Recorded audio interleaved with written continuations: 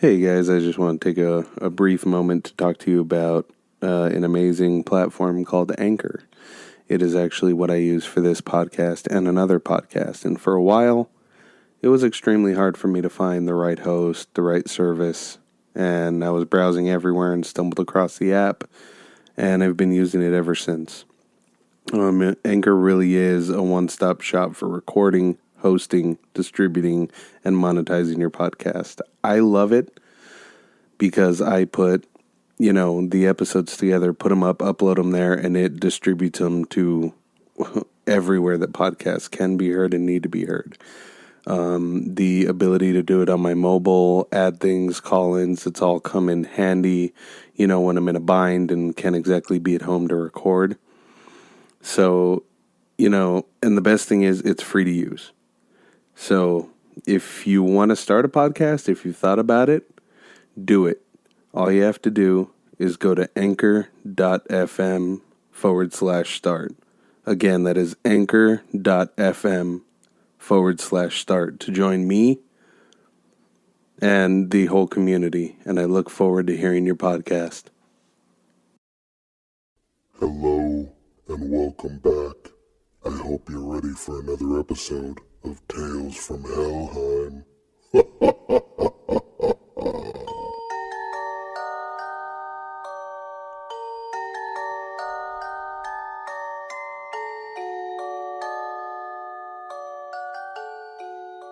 My dad witnessed a ghost at his work.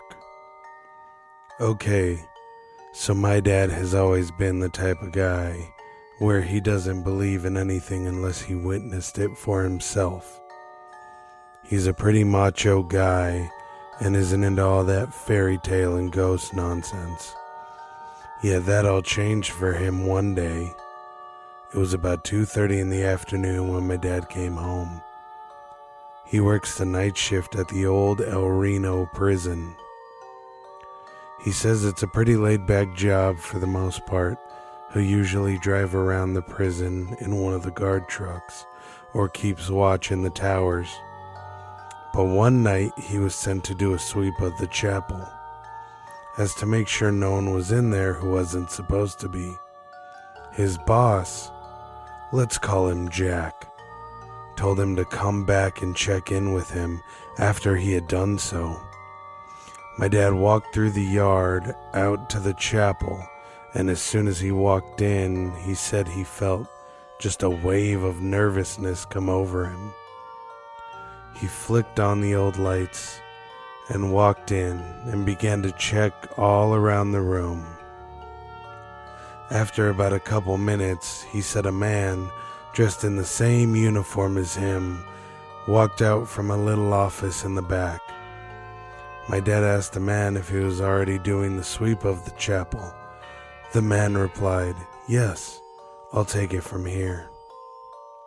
So confused as to why he was sent out there to check the chapel, my dad just gave a little, "Oh, okay, I'll let Jack know."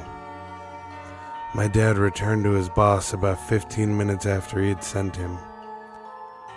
Jack looked at him and asked, "How did you get it done so fast?